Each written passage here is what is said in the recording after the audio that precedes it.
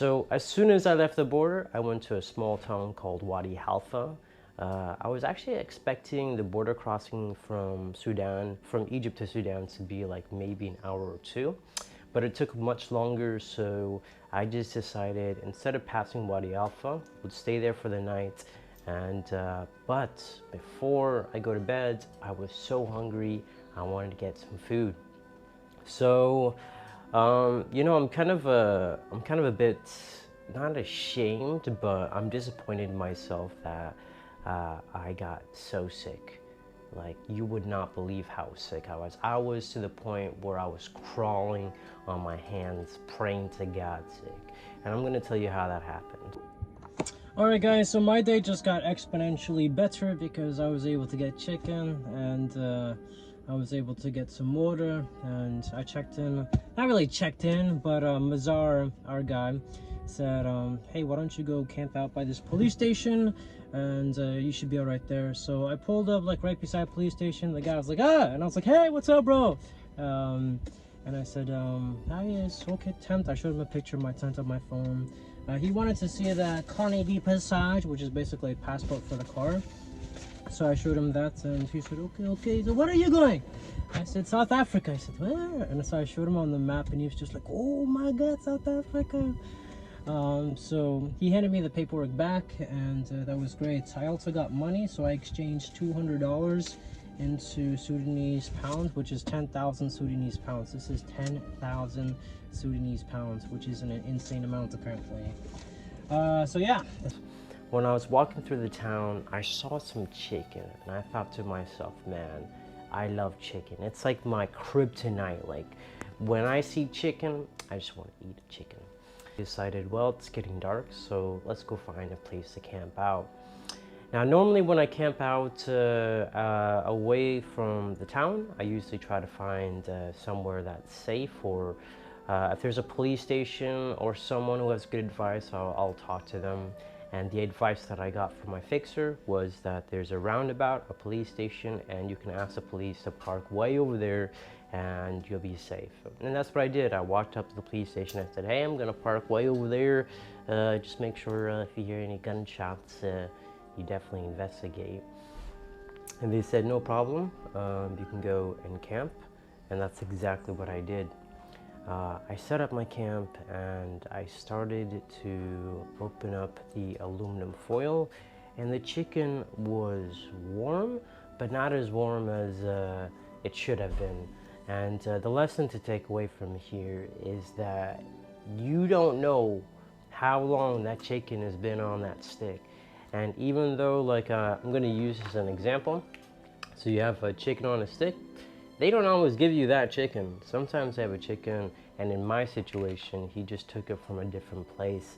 So I know it wasn't fresh off, not the fire, because there wasn't any fire, it was just heat. So that was a big mistake, a really, really big mistake, because I ate a lot of that chicken, a lot of that rice, and a lot of the bread. The bread was probably fine, because I knew I didn't have any sort of refrigeration to just keep it overnight.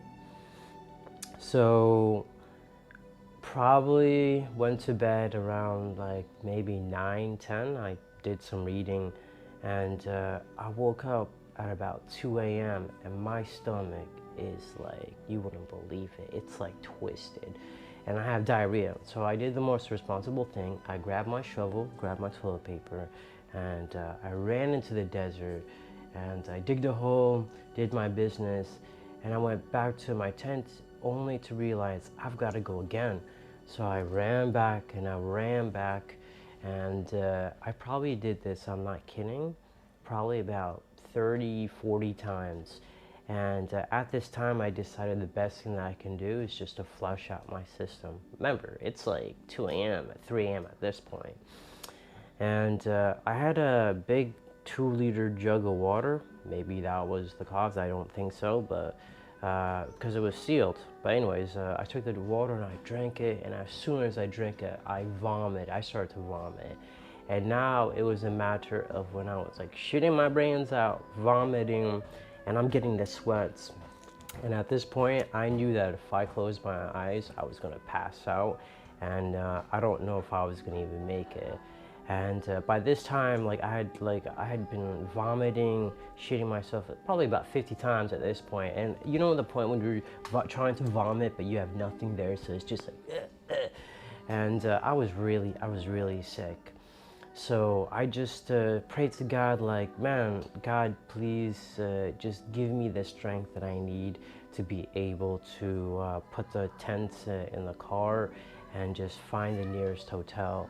So I grab my tent, I don't even fold, I just toss it in the car. I don't have any strength. Like, I wanted to record this, and I did on my iPhone, which got stolen. But it was a matter of I didn't have time to grab my 360 or my GoPro and be like, hey guys, I'm almost dying right now. So I get to a hotel. It was called Radio Wadi Halfa, or Wadi Halfa Radio Hotel. We'll get it cleared up. And there's these two boys at the reception desk, and they look at me, and their eyes are just like, did we just see a ghost or something? And I tell them I'm sick. I don't need to hospital. I just need to rest, drink some fluids. If you're asking me why didn't I go to the hospital then and there, it's because I literally just got to Sudan day one, and I didn't know if someone would go through my car or someone would try to take advantage of the situation. I don't know how good the hospitals are. All this kind of stuff was going through my head, but I just thought, like, man, if I can make it from 3 a.m., 4 a.m.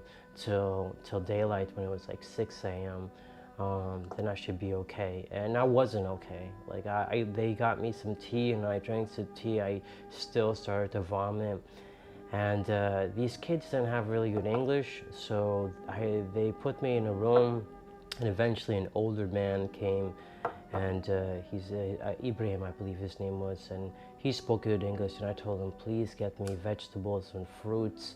And that's what I did, is I just ate vegetables, fruits, drank a lot of water, and eventually I was able to get back to good health again.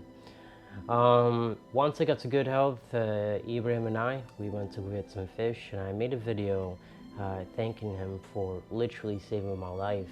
In Wadi Halfa, and this is the amazing man I was telling you about, the one who helped me translate that I need vegetables, fruits, and water. So I just want to say thank you so much, and I don't even know your name. Your name? Ibrahim. Shukran, Saeed. Because honestly, without him, like, I would probably be in the hospital or doing something crazy. So I just really want to say, if you're in Wadi Halfa, stay at the new radio. What is your radio? The hotel name? Stay at the new Radio Halfa. It's good hotel. AC is very good, and I hope that if you see him, say hi to Ibrahim, and he'll take care of you and tell you where you need to go for data registration and stuff like that. So thank you from the bottom of my heart.